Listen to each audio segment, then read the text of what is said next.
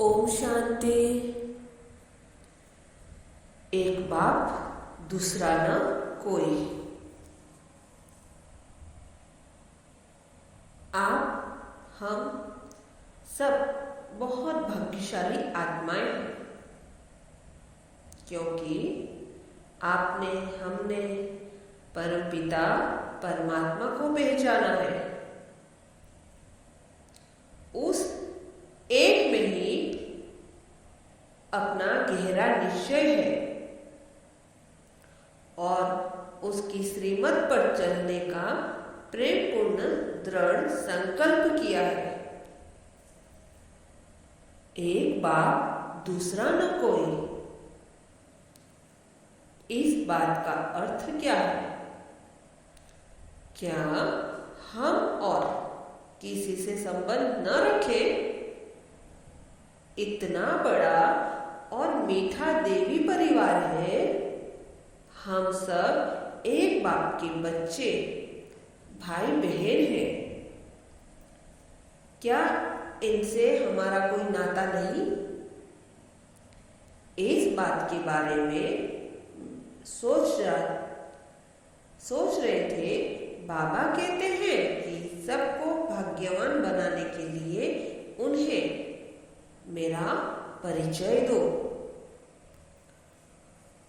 कई बार बाबा नंस का दृष्टांत देते हैं कि वे जब घूमने निकलती है तो एक क्राइस्ट के सिवाय और किसी को याद नहीं करती। हम नंस नहीं। हम नंस हैं? यह राजयोग का मार्ग प्रवृत्ति मार्ग वालों के लिए है। एक बाप दूसरा न कोई। इस श्रीमत से हमारे कई भाई बहन का माथा भारी हो जाता है, क्योंकि वे इस बात का अर्थ समझ नहीं पाते हैं। अर्थ बहुत सहज है। हमारा एक बाबा है और कोई नहीं है, लेकिन यह समझना जरूरी है कि कब और कैसे इस श्रीमत का प्रयोग करना है। बाबा ने कल की मुरली में कहा कि बच्चों को क्यों क्या का शब्द नहीं आना चाहिए। एक बाबा के कारण ही हम सब यहाँ आए हैं, बैठे हैं। हर ब्राह्मण आत्मा के अनुभव सुनिए। वे यही सुनाएंगे कि परीक्षा के समय अथवा कष्ट के समय कैसे बाबा ने उनकी मदद की।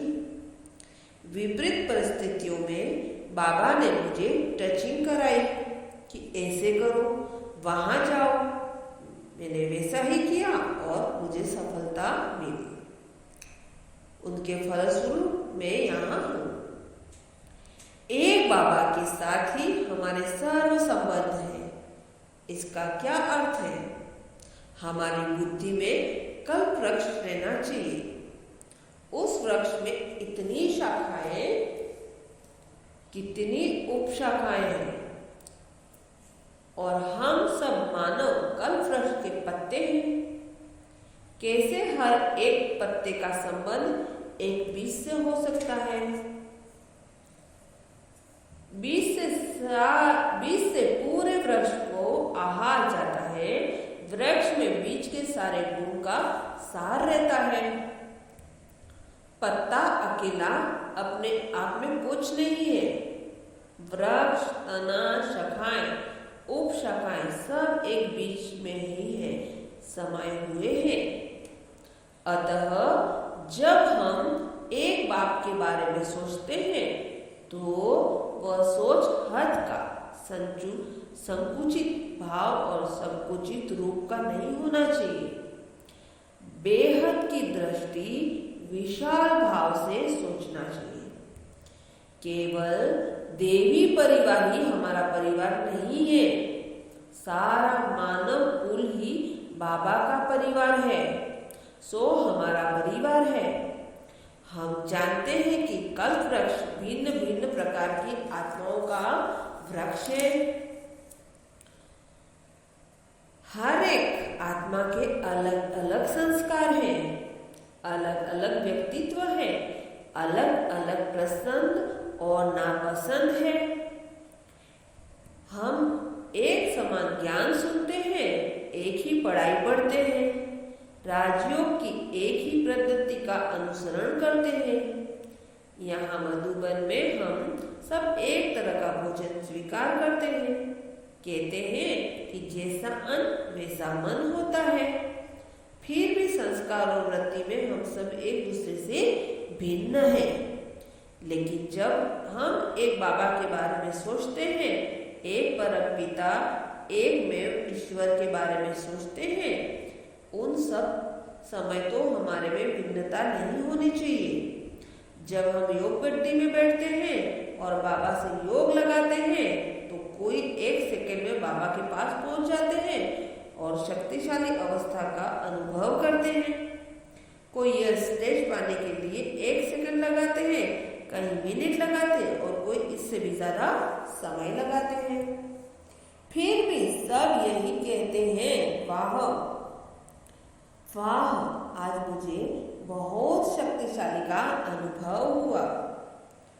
अनुभव कई भाई बहनों भी करते हैं। अनुभव होने का कारण सिर्फ यह नहीं है कि हम एक बाबा के साथ सर्व संबंध रखकर याद करते हैं, लेकिन बाबा को हम प्रेम, पूरे प्रेम के साथ अर्थात संपूर्ण स्नेह के साथ याद करते हैं। संपूर्ण स्नेह का अर्थ है याद में सब प्रकार का प्रेम समा जाना, सबका स्नेह समा जाना।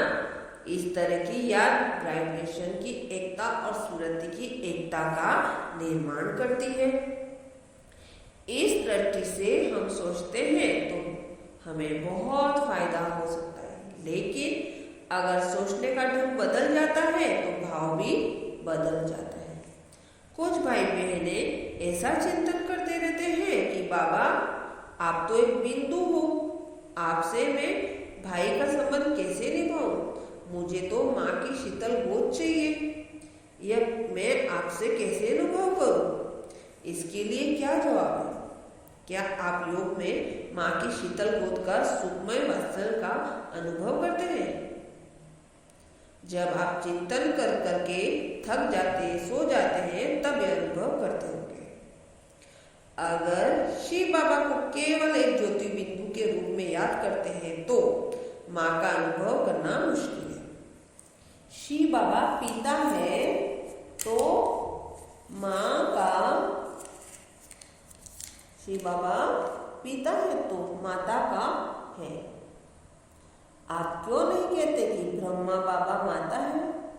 ब्रह्मा बाबा का माँ का पाठ भी है। यदि आप सुख पाना चाहते हैं तो आपको बाप दादा कहना पड़ेगा, न कि सिर्फ बाबा, क्योंकि एक में दो है और दो होते हुए भी ये एक है। आज का विषय है एक बाप दूसरा न कोई, तो आपको कहना पड़ेगा एक बाप दादा। बाप दादा अनेक नहीं है, एक ही है। इससे पहले इस बात का अनुभव करने की जरूरत है। लौकिक जीवन में इस बात का अनुभव नहीं है, इसलिए लौकिकता पिता से चाहे कितनी भी संपत्ति मिले